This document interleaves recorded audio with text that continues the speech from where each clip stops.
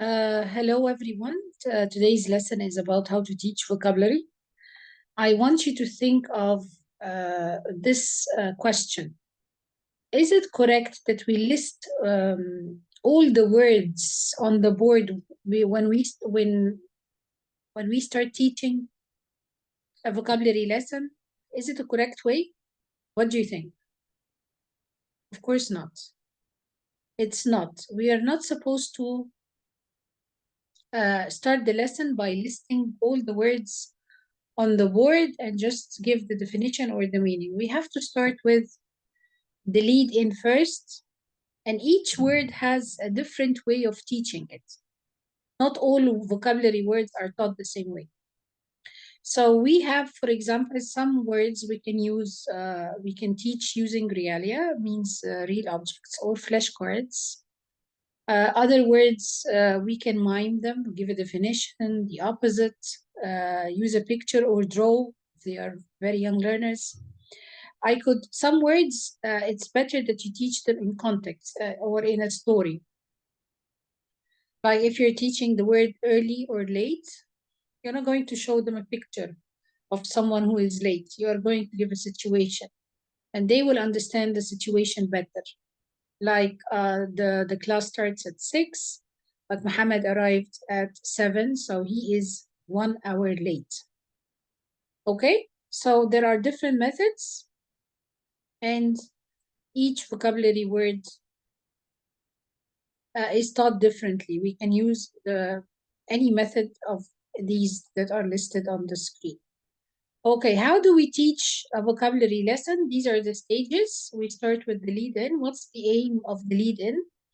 The aim is that we want to generate interest. We want to introduce the topic. So instead of telling them, today's lesson is about vacation, I will show them a picture about vacation, and I start to elicit. Elicit means to ask them some questions. What do you see? They will tell you, yes, we see people having fun. They are on the beach, whatever. So where are they? Yes, they are spending their summer vacation, for example. So I take from them what's the topic about, and I write it on the board. This is the aim of the lead-in. No description. They don't describe any photos. They don't speak about any vocabulary word. The aim of this stage is not about vocabulary at all. The second stage is about teaching vocabulary, which is the presentation stage. This stage should take from 10 to 15 minutes, and I should cover 3 things: the meaning, the pronunciation, and the form. When you elicit, if you are going to teach the word in context, it's very important that to elicit the meaning first. Okay? Say the pronunciation of the words, and then say what part of speech is it. Is it a noun? Is it an adjective? So F is the form. Okay? So we teach the meaning. We can elicit the word from them. Give them a situation, and we elicit the words. It's very important that you convey the meaning, and then you say the pronunciation, and then the form. What do we do in the practice stage? Practice stage is divided into 2 parts. What is the practice stage? They need to put these words in a sentence. This is the less controlled. What about the controlled? The controlled, you can give them fill in the gaps, activities, complete activity, match the word with the definition. If they are very young, match the word with the picture. This is the controlled part. The less controlled is that they put each word in a sentence. So if the chapter is about hotels, for example, put clerk in a sentence. Put the word untidy in a sentence, put the word porter in a sentence. We also have, for example, house, keeper. Okay, whatever the words are, you can put them, you can ask them to put them in a sentence. And then we come to the production stage, where they write about the topic or speak about the topic. So the topic is about hotels. Any question about hotel, they could speak about. Last stage is that you give them feedback.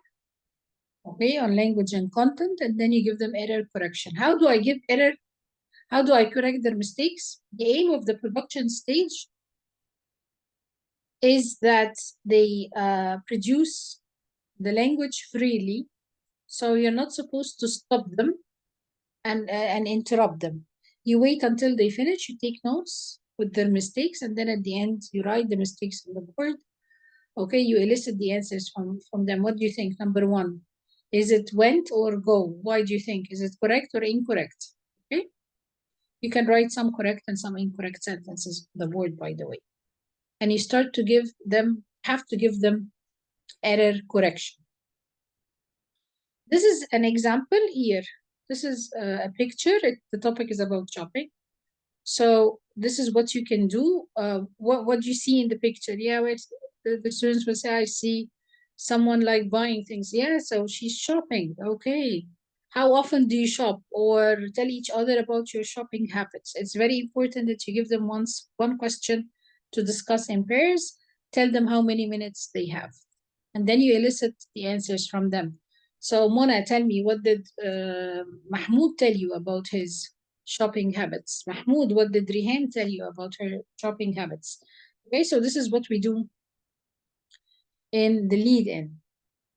It's very important that you ask them ICQs. What are ICQs? Instruction checking questions.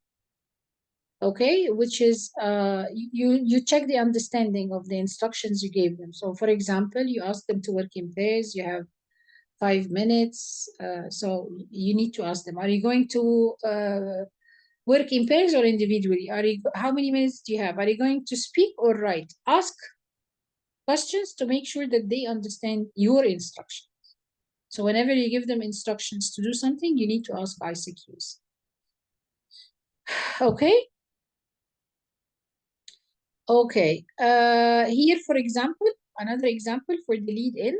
This is the chapter is about hotels. You show them a picture. What's this? Yeah, this is a hotel. Have you ever stayed in a hotel? Or tell us about your last experience. Anything, any question you can give, but only one, as we said. One question to discuss in pairs, I mean, but you can ask them a couple of questions about the photo itself. Okay, here the word porter, for example, you need to elicit the word first. So what can you see? What are they doing? Ah, this is the guy who helps with the bag. So what do we call the guy who helps with the bag? Porter. Very good. Okay. It's very important to check their understanding, of course. Don't ask them, do you understand? But you can ask them a question to check their understanding. And then after you finish the meaning, it's the pronunciation. You drill the word, say after me, porter, porter, okay? And then you write the word. So the last stage is that you write it. And you say, what part of speech is it? So this is a noun, for example, okay? You do the same thing here. A picture about clerk. You elicit it, you convey the meaning, you check that they understand the words, and then you drill it, which is you repeat it. Drill it means to repeat, and then you write it, okay? And write what part of speech is it. Here, a picture about untidy, okay? So you'll do the same thing. Another picture about housekeeper. You elicit the words, you convey the meaning, you check their understanding, and of course you pronounce the word. They are not allowed to see the word written. You pronounce it first, and then they see it written. Okay? Thank you so much.